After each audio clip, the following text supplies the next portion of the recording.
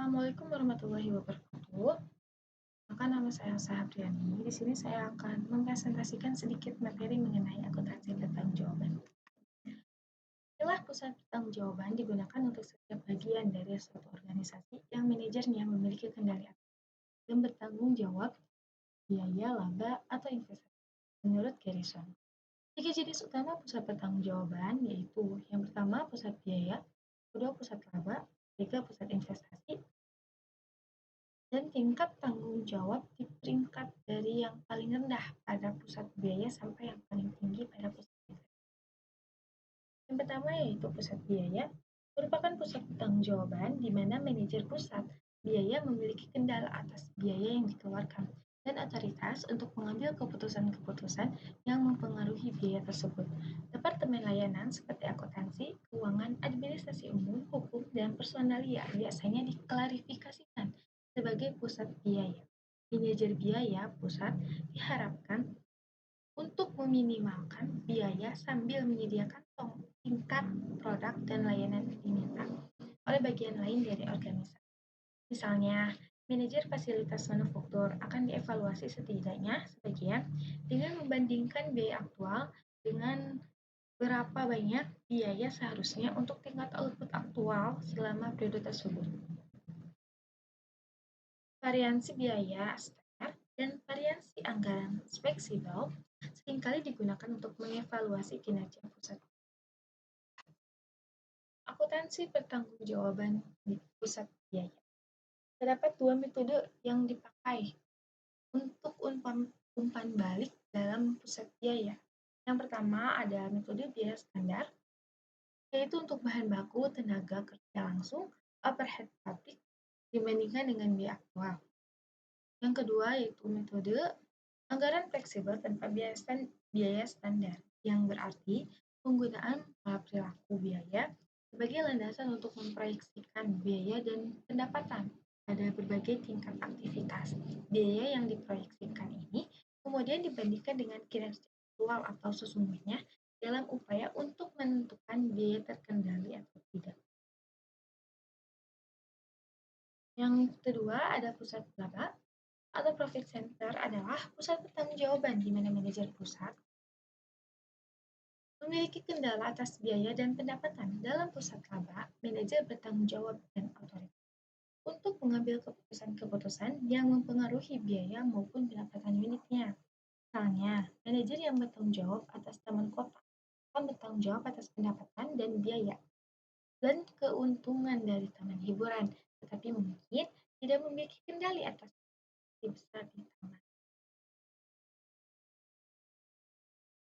Selanjutnya yaitu ada kompetensi pertanggungjawaban pusat laba.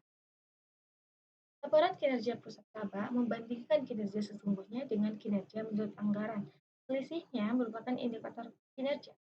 Andaikan sebuah korporat atau perusahaan holding company menilai kinerja pusat laba dengan menggunakan laba terkendali. Laporan kinerja adalah membandingkan laba terkendali yang telah dicapai dan laba terkendali yang telah dianggarkan. Dengan adanya laporan laba, manajer dapat mengetahui besarnya pendapatan dan biaya yang sebenarnya atau dibandingkan dengan biaya yang dianggarkan, sehingga perusahaan dapat menganalisis penyebab terjadinya perbedaan dan mengambil tindakan koreksi apabila diperlukan. Kriteria lain yang dapat digunakan sebagai pembanding pusat laba yaitu yang pertama, laba pusat laba tersebut tahun lalu, kedua, laba korporat secara keseluruhan, tiga, laba pusat laba jenis atau laba perusahaan lain yang beroperasi di industri yang sama menghasilkan produk yang sama atau jasa yang sama. Selanjutnya ada pusat investasi atau profit center adalah pusat pertanggungjawaban di mana manajer pusat investasi memiliki kendali atas biaya, pendapatan, dan investasi dalam aset. Manajer pusat investasi mempunyai wewenang ekstensif untuk tindakan-tindakan seperti pembelian aset jangka panjang, penentuan syarat-syarat kredit, penentuan tingkat persediaan, dan penetapan harga jual. Manajer juga bertanggung jawab atas perolehan laba yang memadai dan pemilihan aset operasi yang dibutuhkan untuk mencapai laba itu. Ukuran efisiensi dan efektivitas untuk mengevaluasi kinerja pusat investasi dengan fokus utamanya diarahkan pada imbalan intelektual yang dicapai dibandingkan dengan imbalan investasi yang dianggar. Selanjutnya, akuntansi pertanggungjawaban pusat investasi.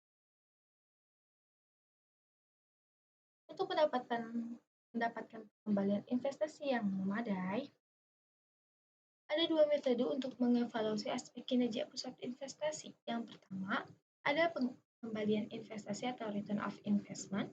Kedua, ada laba residu atau residual income. Yang pertama yaitu return of investment.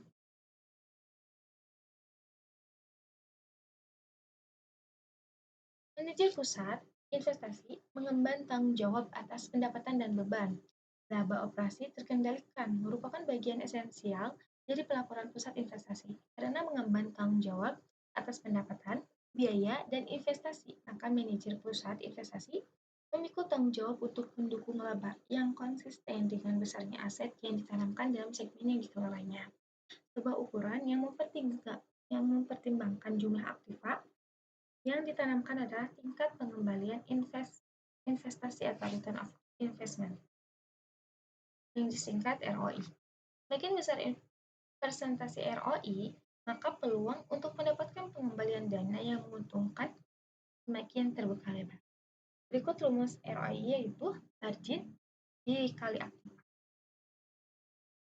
Dan juga ada margin sama dengan laba bersih operasi dibagi penjualan, perputaran aktiva sama dengan penjualan bersih dibagi rata-rata aset operasi. Menghasilkan ROI sama dengan laba bersih operasi dibagi rata-rata aset operasional. Selanjutnya, laba residu merupakan alternatif lainnya untuk mengukur kinerja divisi. Adalah selisih antara laba dan kembalian minimal atau minimum rate of return yang telah ditetapkan oleh perusahaan. RI sering juga disebut EVA atau Economic Value Equation. Kembalian minimal adalah presentasi tertentu dikalikan dengan investasi atau aset. Residu digunakan untuk mengevaluasi kinerja divisi, manajer masing-masing divisi termotivasi untuk memaksimalkan laba residu dalam mengukur kinerja laba residu secara konseptual dipandang lebih baik daripada ROI. Karena residual income mendorong para manajer untuk mengambil keputusan investasi yang menguntungkan perusahaan sebagai kesatuan. ROI sebaliknya dapat mendorong para manajer untuk tidak mengambil keputusan investasi yang menguntungkan perusahaan secara keseluruhan hanya karena ROI divisinya turun. Keunggulan laba residu.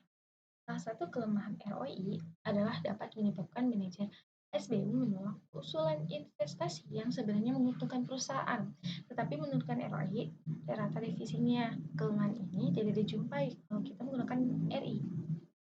Inilah keuntungan utama RI dibandingkan ROI. Laba residu dapat menggunakan kembalian minimal yang berbeda-beda untuk bagi jenis aset. Misalnya, kembalian minimal untuk aset panca ditetapkan lebih rendah daripada kembalian minimal untuk aset tetap. Selanjutnya ada kelemahan laba residu. Pertama yaitu laba residu dapat mendorong manajer untuk berpandang jangka pendek. Contohnya, manajer mungkin tidak melakukan pelatihan karyawan hanya untuk mengurangi beban agar labanya tinggi dan pada gilirannya laba residunya akan tinggi. Tidak melakukan pelatihan tersebut merugikan perusahaan dalam jangka panjang. Jadi kelemahan ROI juga terjadi pada laba residu. Kedua, tidak seperti ROI, laba residu adalah ukuran profitabilitas absolut, yakni dalam angka rupiah. Jadi apabila tingkat investasi dua divisi berbeda, pembandingan langsung kinerja dua divisi tersebut tidak adil. Berikut rumus untuk menghitung laba residu. Laba residu sama dengan laba operasi dikurangi aset perusahaan dikali tingkat ROI. Mungkin sekian yang bisa saya sampaikan, kurang lebihnya mohon dimaafkan. Wabillahi taufiq wal hidayah. Wassalamualaikum warahmatullahi wabarakatuh.